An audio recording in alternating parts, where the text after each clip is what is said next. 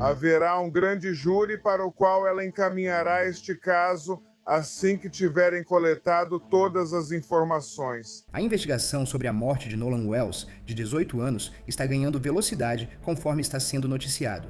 Este caso pode ser encaminhado a um grande júri. Assim como os dados de GPS recém-divulgados e o áudio da central estão levantando novas questões sobre o que aconteceu nas últimas horas de Nolan.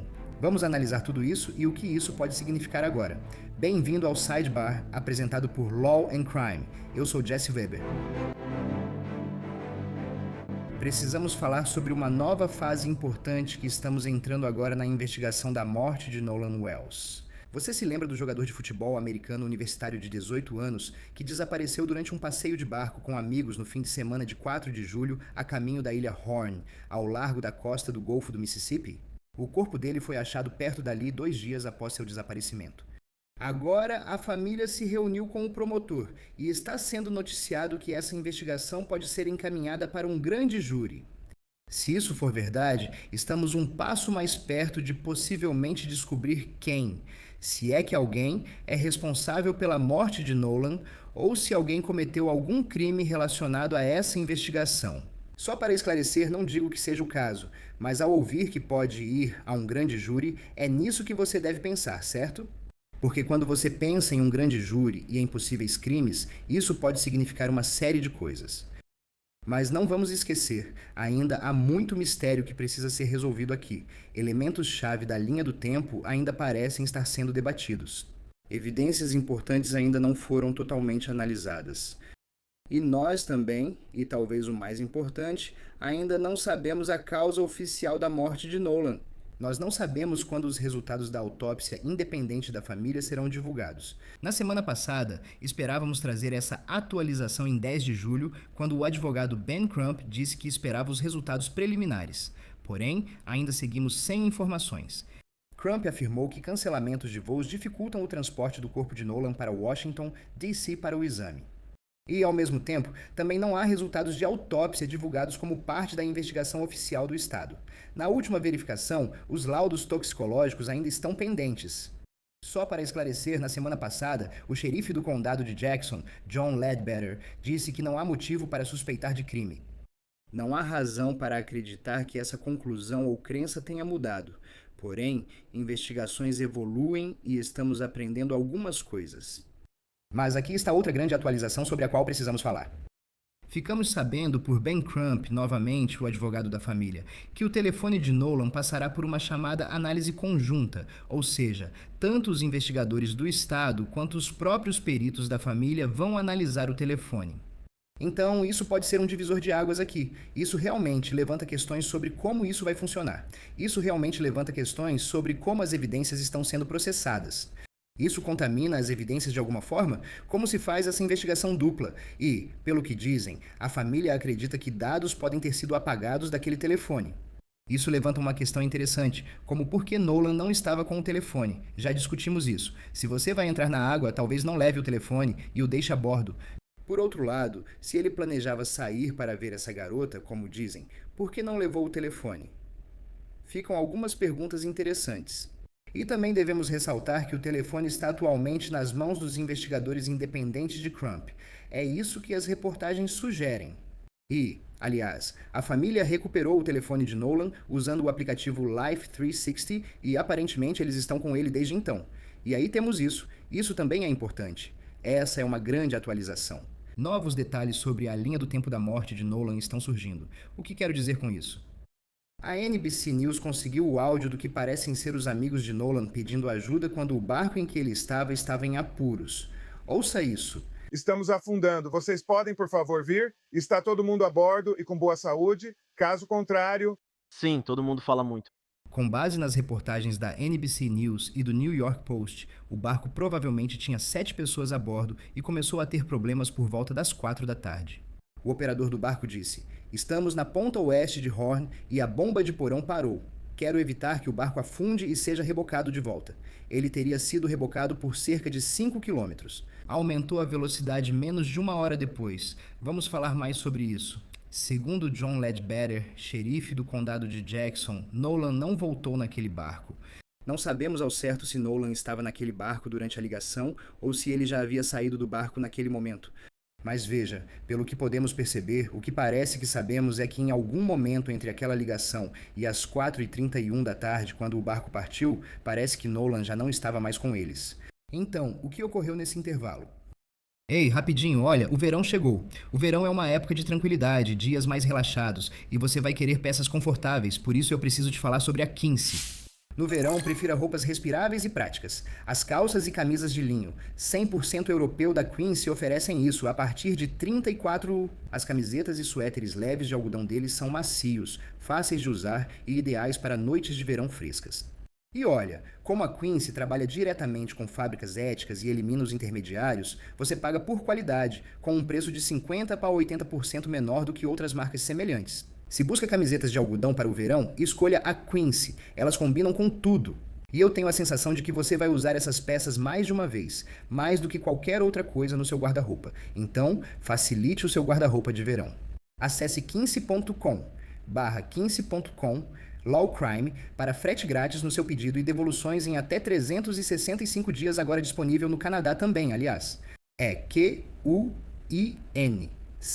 e.com/lawcrime para frete grátis e devoluções em até 365 dias, quincy.com/lawcrime. E aliás, teve também isso. Também há informações recém-divulgadas sobre dados de GPS rastreando os movimentos do barco naquele dia. Então, essas pequenas peças que faltavam na linha do tempo estão começando a se encaixar. Vamos falar sobre o que os dados de GPS parecem mostrar. Tudo isso busca responder às perguntas da família, certo? Isso é o mais importante. Você consegue responder a essas perguntas? Agora vamos aos detalhes. Quero destacar o que aprendemos na coletiva de imprensa sobre o grande júri. Então, Ben Crump anunciou que a família se reuniu com a promotora do condado de Jackson, Angel Myers McGrath. E, possivelmente, o maior destaque dessa reunião veio diretamente de Crump. Ela compartilhou com a família que haverá um grande júri para o qual ela encaminhará o caso assim que todas as informações forem coletadas e a investigação for concluída. Também concordamos que faríamos uma análise conjunta do celular com nossos especialistas e os especialistas deles. O advogado Eric Hertz está ajudando a liderar a equipe de investigação com ex-especialistas das forças de segurança que vão nos ajudar com a extração de dados do celular. Assim, todos poderão ver ao mesmo tempo o que o celular contém. Também conversamos sobre garantir que não deixemos passar nenhum detalhe. Eu sei que estamos recebendo de 50 a 100 ligações por dia de pessoas que estavam em Horn Island e de pessoas que conhecem indivíduos que estavam em Horn Island. E por isso continuamos firmes e tentando descobrir a verdade sobre por que Nolan Wells está morto. Agora, preciso esclarecer algo. Esse grande júri não significa que alguém será formalmente acusado, mas indica que o promotor pode apresentar provas a um grupo que decidirá se haverá acusações. E isso também levanta a questão se o promotor realmente vai seguir adiante com isso. Olha, como já discutimos anteriormente neste caso, tem havido muita desinformação circulando na internet. No nosso último episódio, falamos sobre aquele vídeo viral que estava circulando, aquele que inicialmente acreditavam mostrar Nolan em algum tipo de discussão por causa do celular dele. Depois, um amigo do Nolan falou à mídia que não era o Nolan no vídeo, e sim ele quem discutiu. Ben Crump admitiu que há relatos contraditórios. Foi isso que uma testemunha nos contou, e foi isso que nós noticiamos. Depois, outra testemunha apareceu e disse, não, aquela era a voz dele. Temos outras testemunhas que disseram que houve outras discussões. Como o Sr. Hertz disse, estamos analisando tudo isso e seremos ainda mais cautelosos ao afirmar que foi relato de uma testemunha. Então sua equipe teve o vídeo para analisar e depois confirmar se era ou não o Nolan, não é? Não temos especialistas em áudio fazendo isso, mas sabemos que algumas pessoas disseram que era ele e outras disseram que não era ele. Então, sim, relatos conflitantes de testemunhas. A polícia ainda está procurando por quaisquer imagens ou vídeos não editados que possam fornecer informações sobre o que aconteceu naquele dia. E a família, novamente, ainda está esperando por respostas enquanto planeja o funeral do filho. A mãe de Nolan, Christine Wansley, falou sobre o que a família tem passado. Muito obrigada. Ah, só o carinho, o apoio que estamos recebendo. Recebemos contato de alguns representantes locais. A prefeita Casey Vaughn, de Goshen, entrou em contato conosco. Meu Deus, nem sei como expressar isso. Ele tem feito isso quase todos os dias. Ele manda mensagens para saber como estamos. Também Jeffrey Holland, muito obrigada. Ele tem mandado mensagens praticamente todos os dias. Recebendo muitas histórias das professoras do Nolan, o que aquece meu coração, dos colegas de classe e dos companheiros de equipe dele. Para ajudar a entender o que discutimos, chamo Tyler Bailey, advogado criminal e de direitos civis. Ótimo te ver e obrigado pelo seu tempo. Acho que é a primeira vez que conversamos sobre esse caso. Quero começar pela maior novidade jurídica, o grande júri. Essa ideia de que, segundo Ben Crump, certo, isso pode ir para um grande júri assim que a investigação do departamento do xerife for concluída.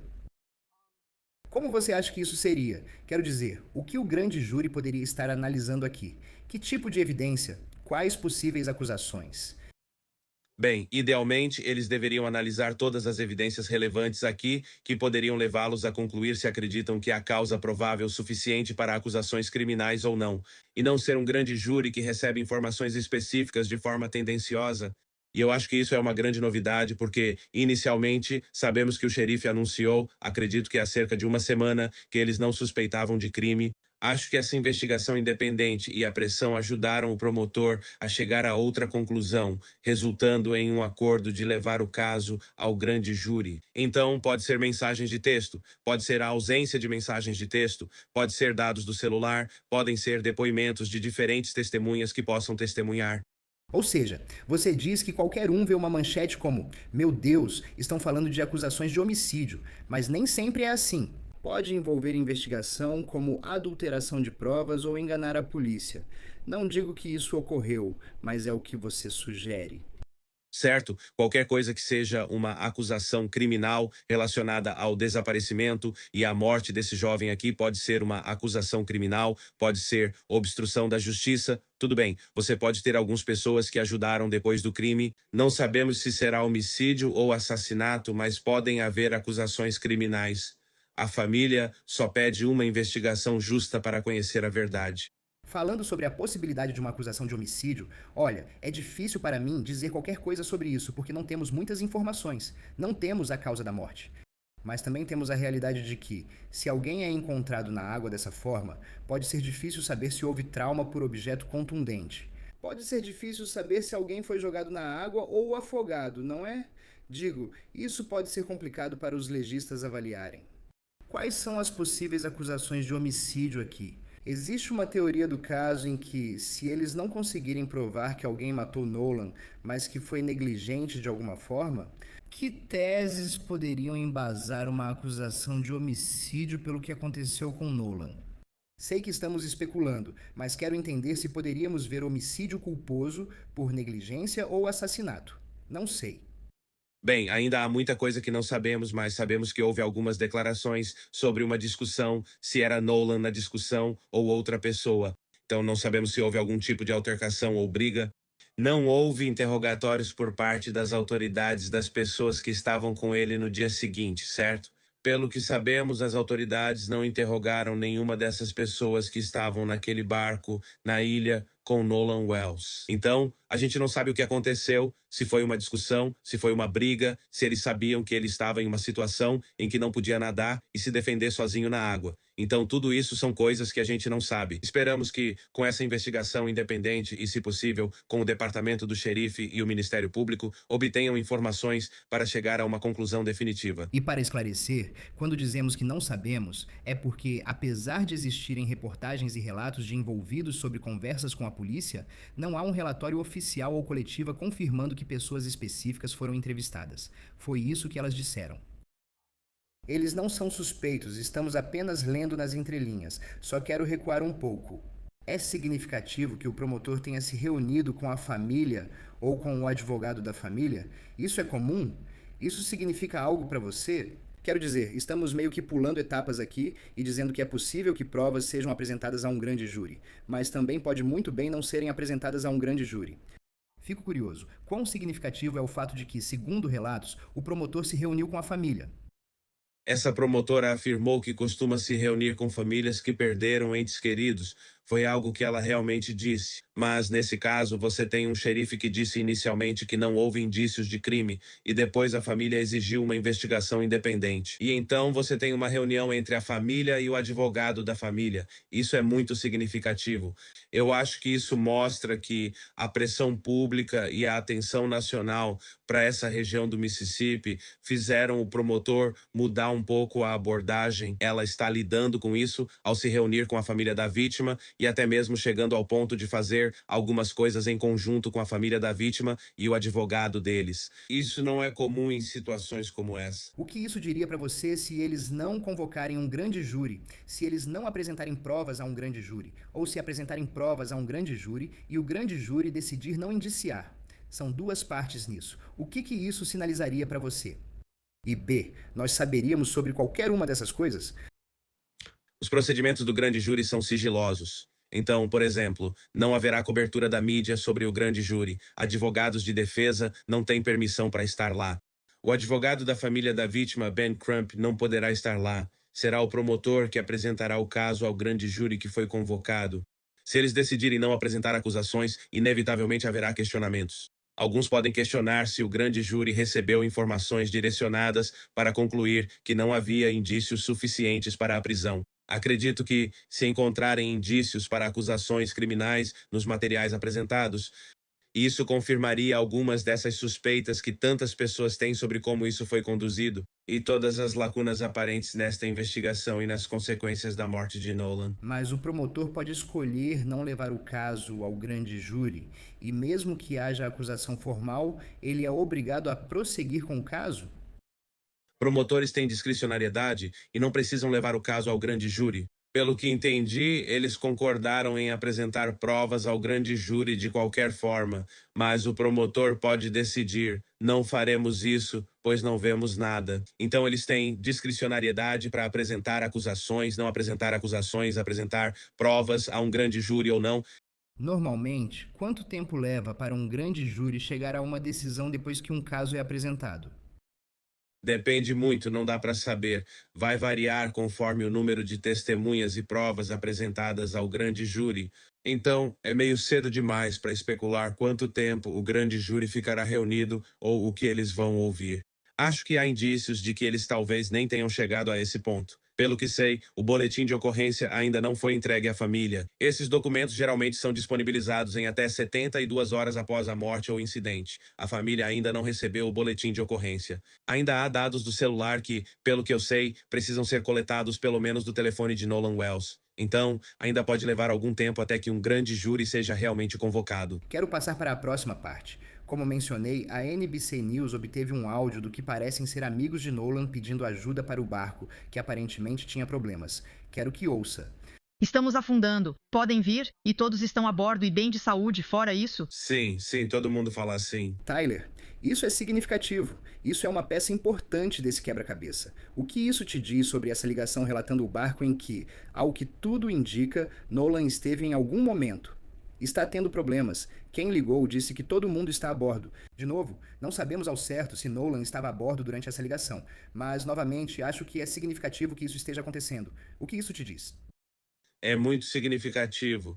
A questão é que todos estariam a bordo, mas não saber se Nolan estava ou não é relevante, já que ele não voltou para casa em segurança quando o barco atracou mais tarde naquele dia. E supostamente ele saiu ou queria ficar para trás com uma mulher que conheceu naquele dia, naquela ilha, no lago. Então isso é muito significativo. As declarações podem ser, se não for verdade, é mentira que todos estavam a bordo, ou se ele estava a bordo durante a ligação, o que ocorreu depois. E se você está falando agora sobre a central de despacho se envolvendo, havendo uma situação de reboque, eu penso em mais testemunhas oculares sobre o que viram do barco ou quem estava envolvido. E, aliás, deixa eu ir para essa parte. Então, a CBS News obteve dados de GPS do Departamento de Recursos Marinhos do Mississippi, e isso rastreia os movimentos do barco. Então, eu quero passar por essa linha do tempo. Eles afirmam ter obtido essas informações por meio de um pedido de registros. Então, parece sugerir que esse barco, essa embarcação, saiu do cais por volta das 9h56 daquela manhã e chegou a Horn Island às 11h14.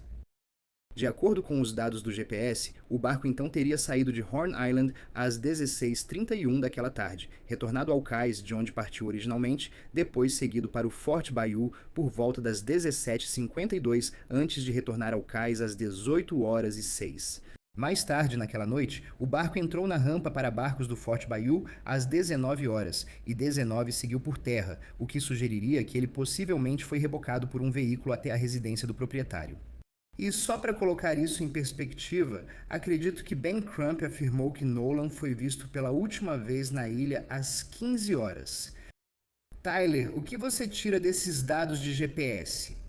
Se ele foi visto pela última vez na ilha às 15 horas e eles aparentemente não só saíram de lá, foram para outra área, depois foram até o cais e foram rebocados. Muitas coisas podem ter ocorrido nesse tempo, considerando também as mensagens de texto e o histórico do Snapchat que teriam sido apagados ou estão faltando no telefone dele.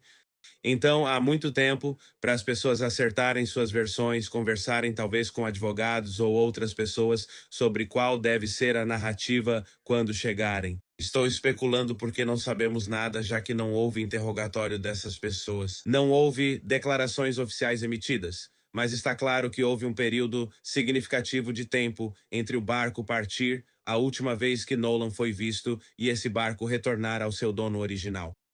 E veja, isso confirma ou parece confirmar, certo, que esse barco saiu às 4h31. Ainda há relatos conflitantes sobre se Nolan Chait decidiu ficar para trás ou foi deixado para trás.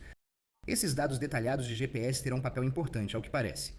Vou dizer o seguinte, este relatório, o relatório MSDMR, também indica que o proprietário do barco, a mãe dele e outra pessoa que supostamente estava com o Nolan no dia do incidente, cooperaram com a investigação. O que significa para você eles terem cooperado? Isso indica que provavelmente foram acessíveis às autoridades, fornecendo informações de contato e respondendo a elas. A questão sobre cooperação é: até que ponto? Agora, eles vão testemunhar perante um grande júri ou terão que invocar a quinta emenda perante um grande júri? Só porque eles estão cooperando não significa que estão sendo totalmente transparentes. Não sabemos qual é a extensão do papel deles, que informações eles têm. Eles podem estar cooperando por meio de advogados. Não há nada de errado em cooperar por meio de advogados, mas acho que isso, pelo menos, mostra que eles não estão dificultando o trabalho da polícia e estão sendo acessíveis. Então, deixe-me passar para outro grande desenvolvimento da coletiva de imprensa dessa semana. Agora a família vai poder inspecionar o telefone de Nolan junto com os investigadores.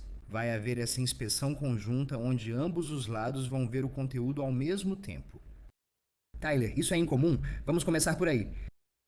Isso é altamente incomum. É muito raro que a família da vítima, junto com seu advogado, seja autorizada a participar com as autoridades na inspeção dos dados de um celular. Esse é realmente o cerne, uma das provas cruciais neste caso.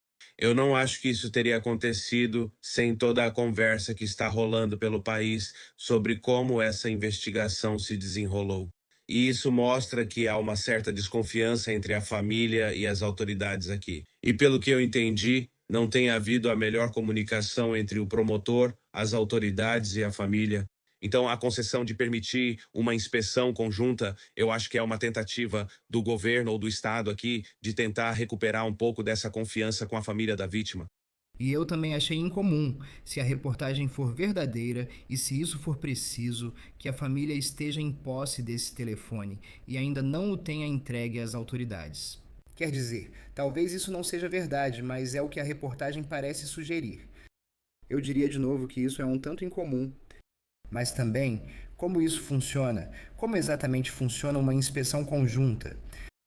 Então, deveria haver alguns peritos forenses em extração de dados presentes pelo Estado e também provavelmente haverá um perito independente que o escritório do Sr. Crump terá presente junto com o promotor ao mesmo tempo. Dessa forma, todos podem ver ao mesmo tempo se todos os dados estão sendo extraídos, garantindo que nada fique para trás. Porque a grande questão aqui é que o anúncio precoce de que não havia indícios de crime, a evidência do celular que a família recebeu, acredito que alguns dias depois que Nolan desapareceu, ou na noite do desaparecimento, não me lembro exatamente o momento. E então o desaparecimento das mensagens de texto e dos dados do Snapchat.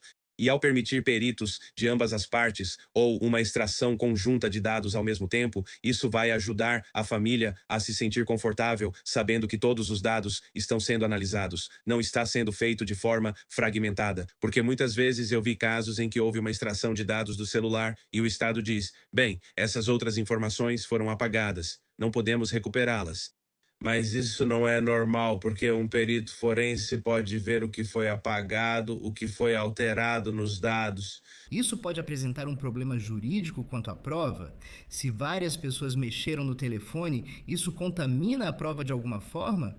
Se houver um caso sendo apresentado contra um réu, um advogado de defesa poderia realmente focar nisso e dizer: olha, você tem que excluir essa prova. Existe um problema na cadeia de custódia.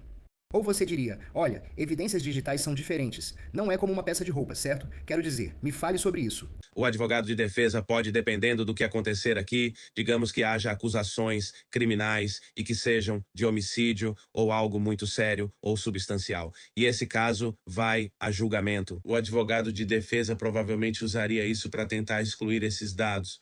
Na verdade, a cadeia de custódia vai ter que mencionar a presença da vítima ou do advogado da vítima junto com seus próprios peritos.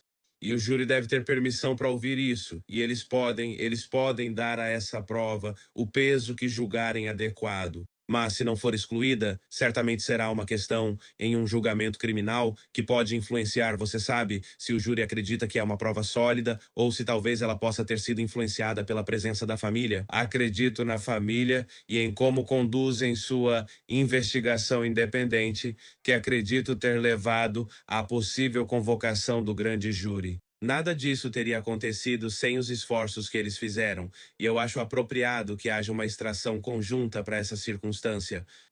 E olha, sabe, se mensagens foram apagadas, eu acho que quando você está falando sobre evidências digitais, isso pode ser relativamente fácil de mostrar. Acho que mesmo que algo seja apagado, você pode pensar que sumiu, mas ainda está por aí e pode ser recuperado. Já cobrimos casos assim o tempo todo. Acho que a localização do telefone é outro fator importante, certo? Então, a família disse que, em primeiro lugar, era incomum o Nolan sair sozinho, mas também a ideia de que ele deixaria o telefone para trás. Sabe que adolescente larga o celular? Mas aí você tem esse amigo do Nolan que disse para a ABC News que, olha, é normal deixar os celulares no barco, você está protegendo eles da água salgada. Ele afirmou que todos os amigos estavam lá e não falavam com outros. Com quem mais conversariam? E ele disse que quando Nolan entrou no barco, ele colocou o celular no painel do barco junto com provavelmente outros 15 celulares. Como você vê isso? Isso não é comum. Quero dizer, mesmo levando em conta o que ouvimos, que havia uma moça que ele conheceu chamada Katy e que ele estava interessado em conversar com ela, você pensaria que ele iria querer poder mandar mensagem para ela depois ou entrar em contato com ela mais tarde. Poucos jovens de 18 anos não ficam grudados no celular. Mesmo quando deixam o aparelho de lado, certamente o pegariam se ficassem para trás. Então, eu acho que isso parece suspeito, no mínimo. Eu entendo a posição dos amigos sobre isso, mas isso irrita muita gente e chega à mesma conclusão de que isso não parece com os jovens de 18 e 23 anos que a gente conhece. Eles preferem manter os celulares sempre por perto. Mais um ponto que eu quero te perguntar sobre as autópsias, certo?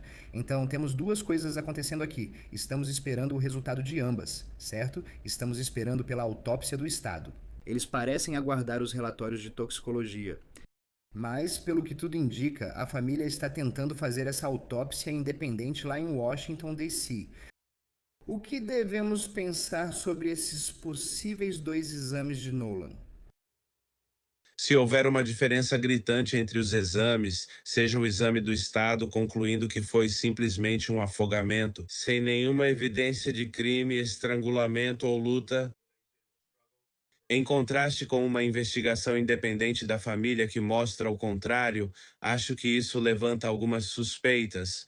Acho que, só pelo histórico de como infelizmente as coisas foram no Sul, historicamente, e ainda são até hoje, e pela forma como essa investigação foi conduzida, a família sentiu a necessidade de fazer sua própria investigação independente. Acho que o laudo toxicológico também vai ser revelador, porque você sabe, se você está na água e tem um pouco de álcool no organismo, pode ser mais difícil nadar e coisas desse tipo. Então, o laudo toxicológico vai ser muito importante, e mais informações informações sobre a autópsia, sobre como ele realmente, infelizmente, perdeu a vida, vão ser relevantes para ambos os lados. Se o Estado vê isso como evidência de crime, ou se a família vê isso ainda mais como indício de ação criminosa, evidência de que o Estado não investigou completamente nem pretende prosseguir com as acusações. Acho que disse isso no começo. Olha, esses são grandes desdobramentos. Este é um momento crítico neste caso. Só espero que a família consiga as respostas que procura e vamos continuar acompanhando. Tyler Bailey, muito obrigado por dedicar seu tempo. Eu realmente agradeço.